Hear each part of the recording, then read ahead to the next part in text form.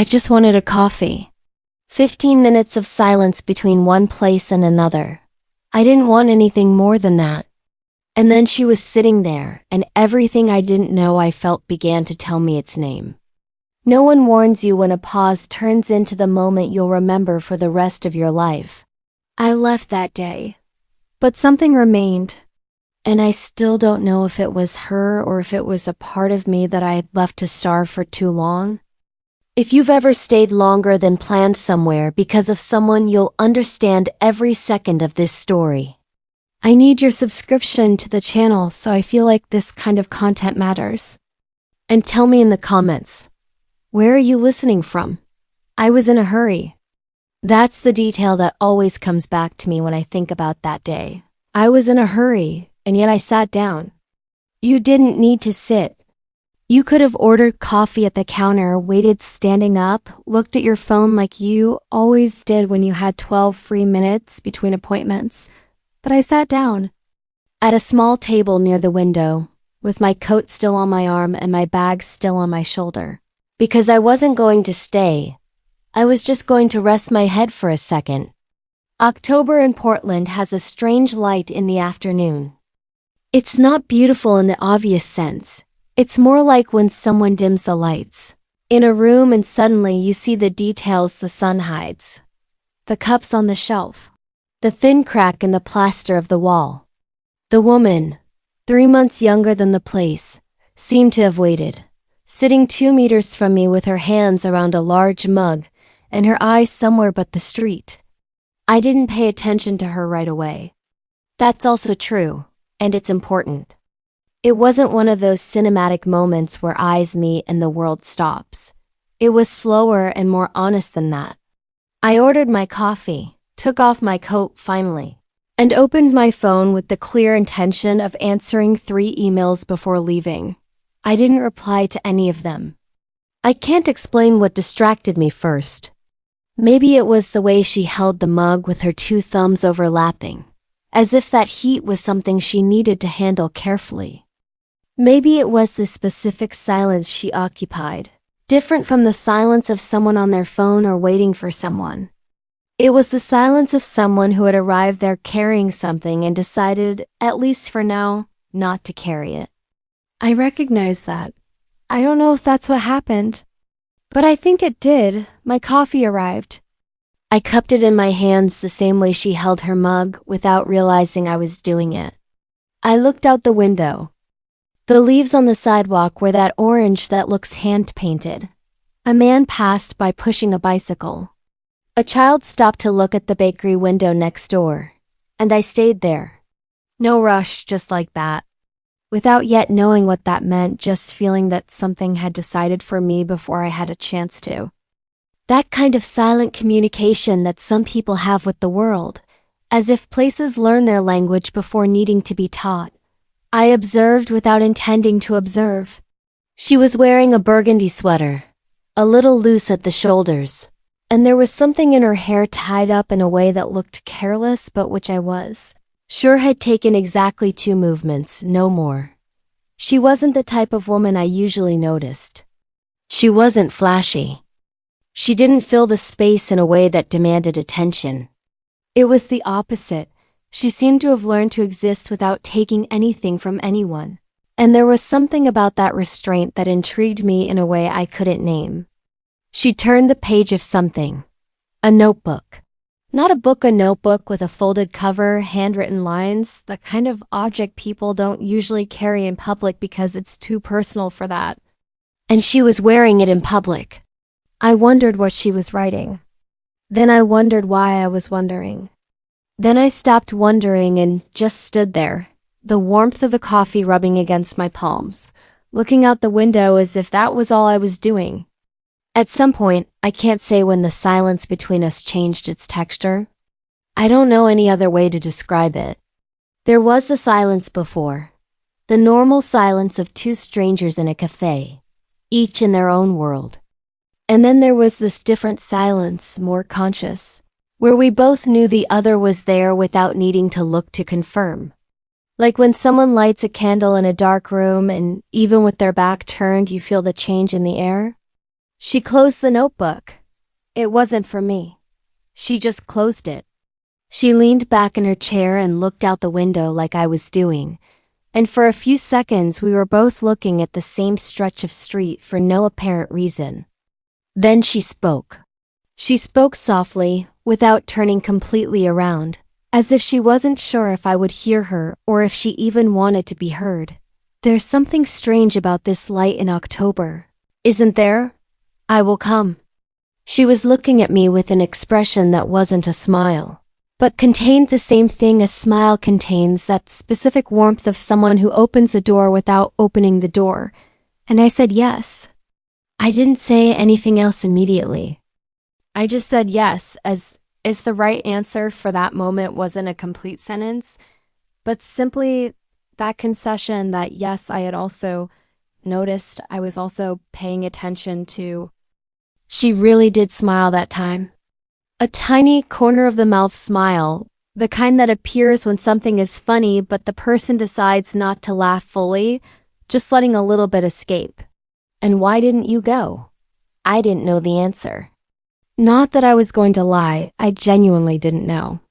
I opened my mouth intending to say something about being tired, about the coffee being good, about needing a second's pause before the next thing, and none of those truthful answers surfaced. I stood there with the cup in my hand, her question hanging in the air, and a strange feeling in the center of my chest, not discomfort, not exactly. More like when you hear a musical note that you recognize but can't quite place where it's coming from. I don't know, I said finally. And she nodded as if that were the most honest answer possible, as if she knew it was. We introduced ourselves soon after. Her name was Maya. She said it with absolute naturalness, without ceremony, as if we were continuing a conversation that had begun before today. Before this coffee, before this October afternoon with its golden end-of-the-world light, I said my name. She repeated it, not to confirm, I think, but for the pleasure of saying it. At least that's how I heard it. Then she asked where I was from, not as a biographical detail, but out of genuine curiosity, that specific interest of someone who really wants to know. And when I started to answer, I realized I was saying more than I intended. About the job that had brought me to Portland 3 months earlier. About the apartment that still felt like someone else's. About how I had never learned to like autumn. She listened with her whole body.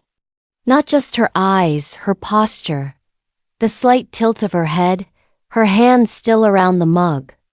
The kind of listening that makes you want to keep talking, not because you have more to say, but because being listened to like that is a state you don't want to give up. And it was exactly there, at that specific moment, while I was finishing a sentence about nothing important, that my heart took a step without warning. It didn't accelerate. It wasn't dramatic. It was more like when the ground changes texture under your foot and your body corrects its balance before your mind even realizes something. Objectively, it means nothing. But it has a kind of intimacy that isn't proportional to its size. When the waitress left, the table seemed a little smaller.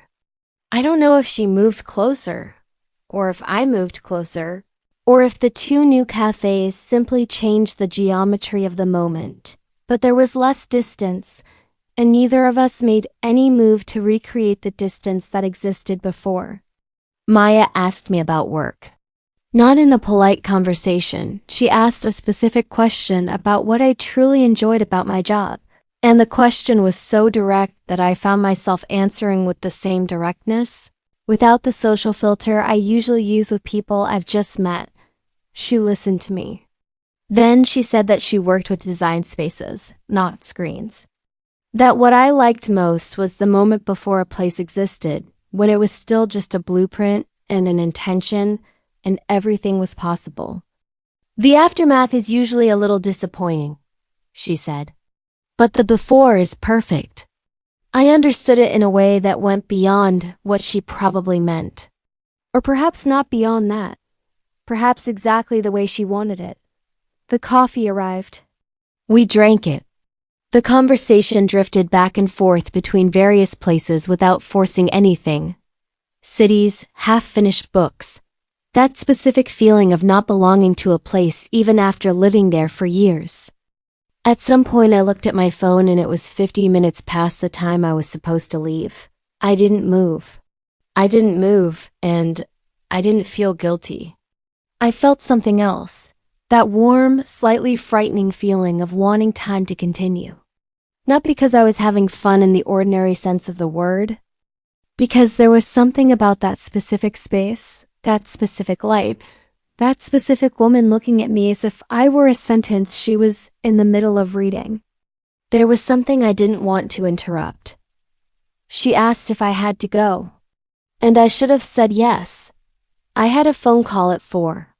I had an email to send before 5. I had a mental to-do list waiting like a bank queue, patient, persistent, completely real. Not yet, I said. And she nodded in a way that seemed less like agreement and more like...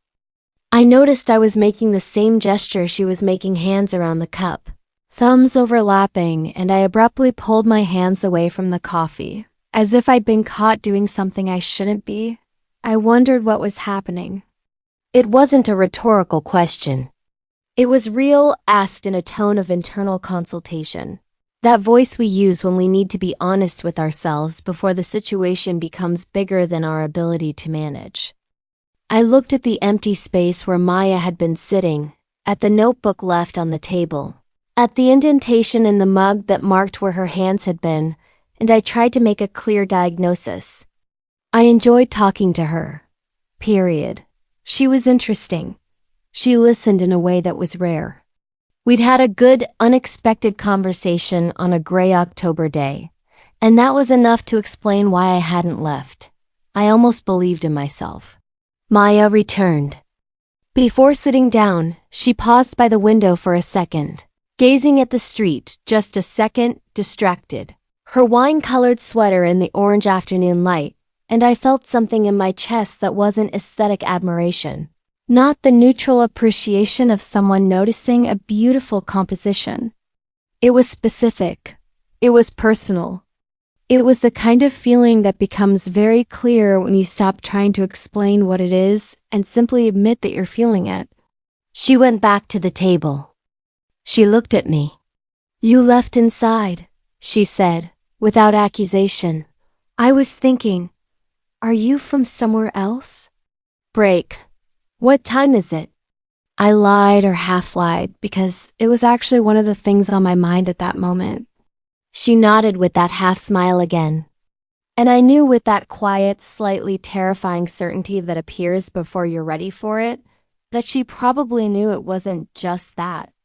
There was a recognition happening within me that I hadn't yet allowed myself to accept. Like when you realize you've already made a decision before you're even aware you were deliberating. The body knows first. The mind lags behind, pretending it's still evaluating, that it still has options open, that it's still possible. The kind that happens when two people have reached a point where they don't need to fill the space to prove they're okay in it. Maya twirled the mug between her fingers. Once, twice. It looked like the gesture of someone thinking about saying something and deciding how much space they need before saying it. I waited. I learned this somewhere, probably the wrong way, in a situation I didn't expect and regretted. That sometimes the most powerful thing you can offer someone is simply not to fill their silence with yours. You're one of those people, she said finally. What kind? That makes other people want to talk. A pause. I don't usually tell things to strangers. Me either. She looked at me for a second longer than it took her to process what I'd said. And in that second, I felt something shift in my chest, a piece moving from where it was, not yet finding its place to land. Nothing happened. That's what always comes back to me when I think about that moment. Nothing objectively happened. There was no touch. No declaration, none of those visible markers we use to tell stories later. Just a look that lasted a second longer, and the mutual awareness that we were both being honest in a way that went beyond the content of what had been said. She knew. I knew that she knew. And none of us named it. There was a quality of gentleness in that, letting it exist without forcing it to fit into a category, without pushing it into a space that demanded a response or refusal. Letting it be what it was, real, present, among us, without needing a definition to be true. The light outside changed. It grew colder. That transition Portland goes through in the late afternoon of October, where you realize exactly when day has decided to turn into night. She looked out the window. I looked at her. And for a moment that lasted no more than a full breath, the silence between us had weight. It was made of something. Not discomfort of accumulation. Of everything that had been said and everything that hadn't been, and the exact space where these two territories met and stood still, facing each other, without. This is what I carry from that day with more precision than anything else. Not what was said, but what came close to being said and remained there, a fraction of a second before becoming a word, and then didn't. Maya had just told me something about a relationship that had ended in the summer. Not in detail, she was economical with details. I'd already learned that. More about the atmosphere of it, how it ended, the kind of absence that remains afterward. And there was an openness in her words, not an explicit invitation, but that space that some people create when they are willing to receive a truth in return. I felt that. I opened my mouth with the real, concrete intention of saying something true about myself, not the edited version. The other one. About what I was still learning to understand about who I was. About the feelings I had spent years putting away because I didn't quite know what to do with them. About how sometimes life puts you next to someone in a Thursday cafe, and suddenly the drawers start opening on their own. Without you having touched anything, I opened my mouth, and then her phone vibrated. She looked a reflex, not a choice, and something in her expression shifted for a split second. She didn't shut down, not exactly. She became preoccupied. Like when a light in a room doesn't go out, but someone turns something else on elsewhere, and her attention wanders. "I'm sorry," she said. "It is not necessary." She replied to the message quickly. 30 seconds, maybe. But those 30 seconds were enough for the moment, that specific moment, with that specific opening to close in a way that I felt to my body before I understood it in my head. When she looked up again, the space was the same, and yet it wasn't. We continued talking. The conversation was still good, still real. But something had passed, like when you try to catch light in a glass of water, and when you raise your hand, the light is already somewhere else. I didn't say what I was going to say. Not because I changed my mind about what I wanted to say, but because the moment when it would have been appropriate has passed, and saying it outside the right moment would be different. It would be less of a confession and more of an information, and that wasn't information I wanted to give. It was something else, and the other thing needed to be. I looked at my phone and there were 3 notifications that I could no longer ignore with a clear conscience, and something inside me knew it was time, and I said I needed to go. Maya said she did too. We both got up.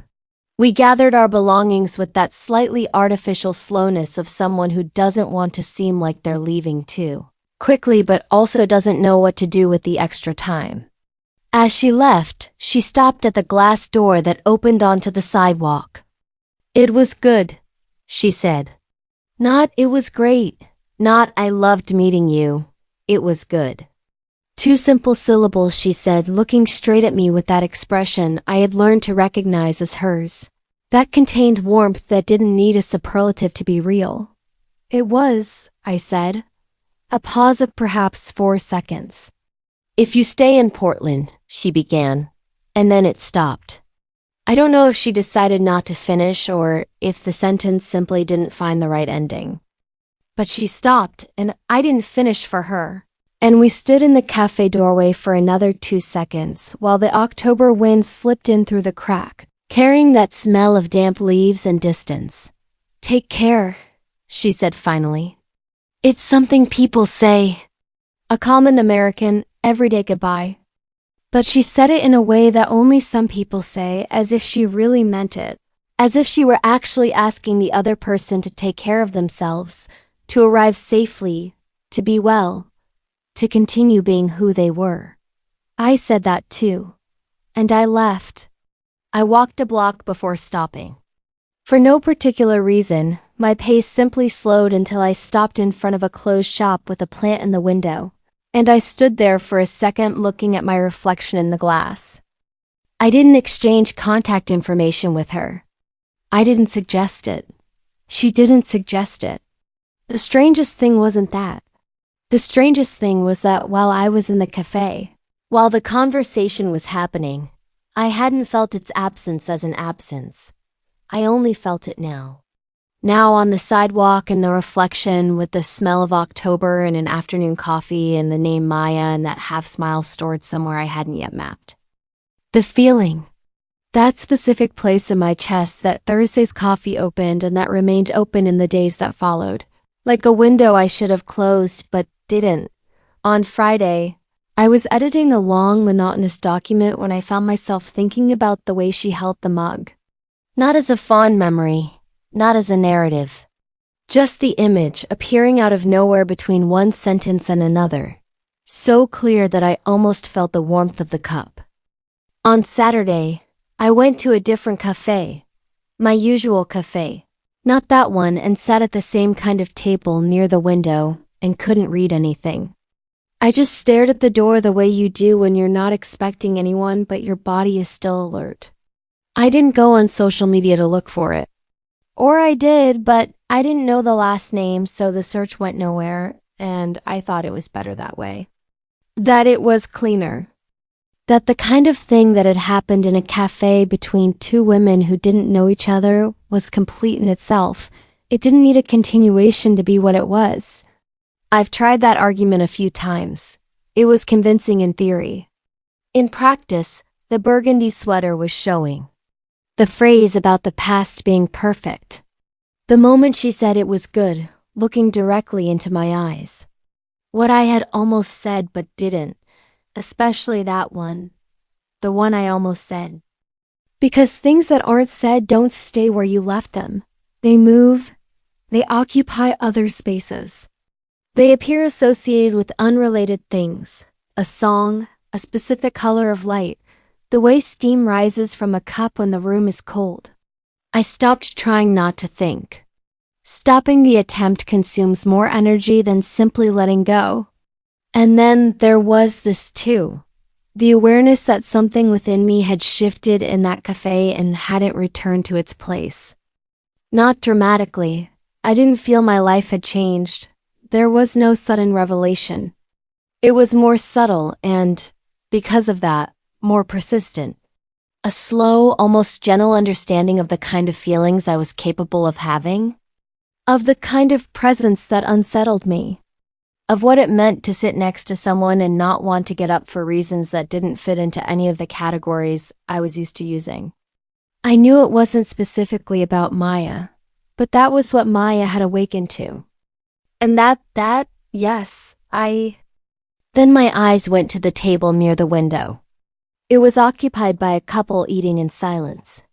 The table where Maya had been sitting with her notebook and large mug, her thumbs overlapping in the heat. The table where I had been sitting with my coat over my arm, thinking I wouldn't stay.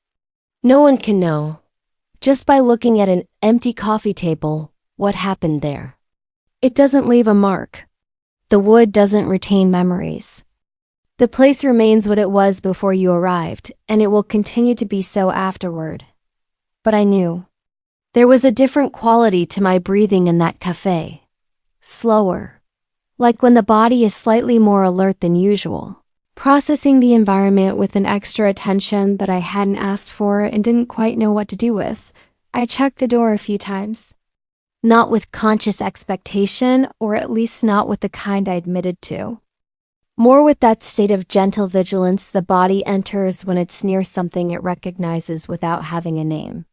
Like when you pass by a place where you were once happy and your body knows it before you even see the address. The meeting happened and I left without anything having occurred.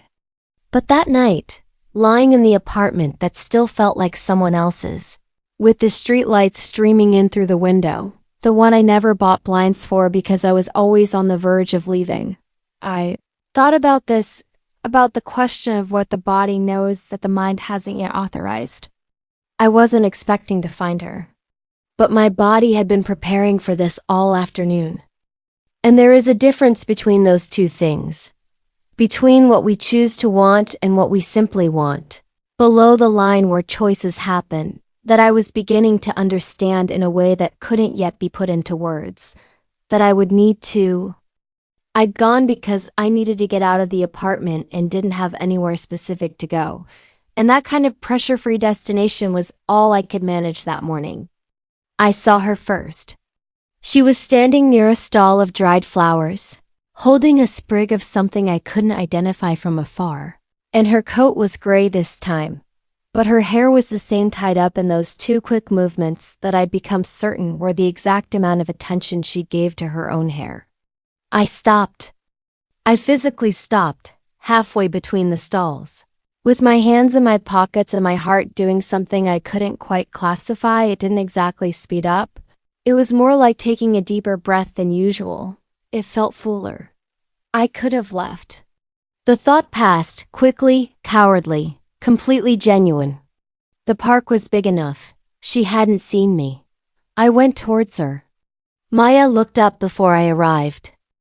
A second of pure recognition, before any words were spoken, where we both knew the other was there, and that we both knew, and that there was no polite way to pretend otherwise. "Hey," she said. "No." We stood facing each other with the stalls all around us, people passing by, and the smell of earth and cool flowers and coffee somewhere nearby. And it was strange in the way that reunions usually are strange when the memory you have of the person is more intimate than the technical history would justify. We talked, of course we talked. But the sentences had gaps, not awkwardness, like those pauses from before, but something different.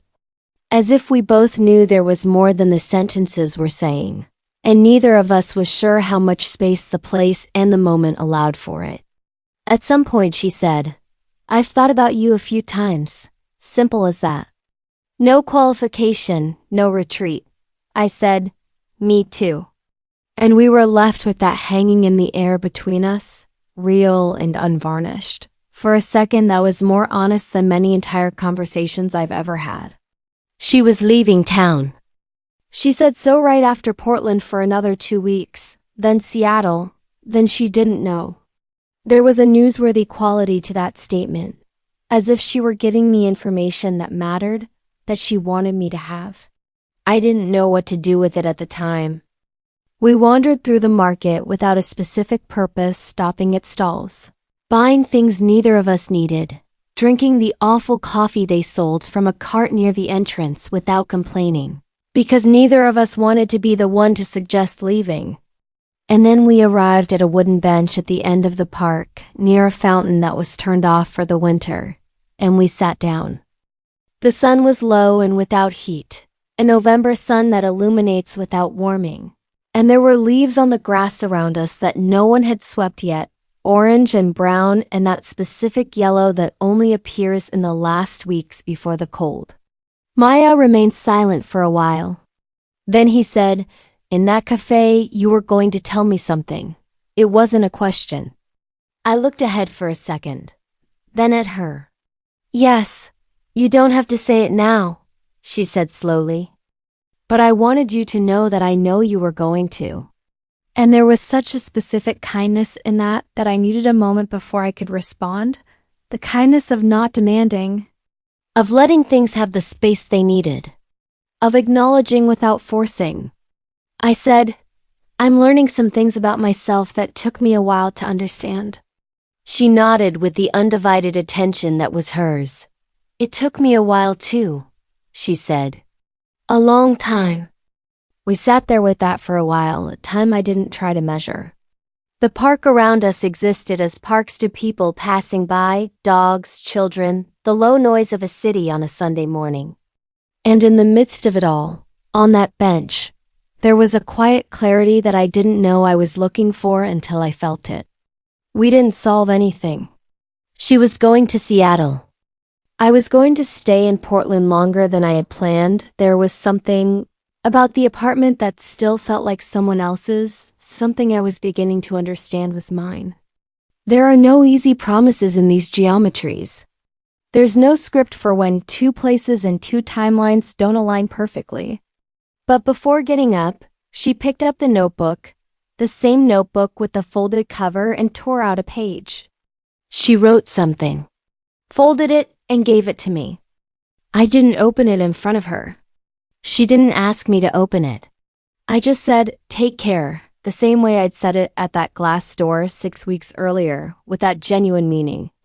I said that too.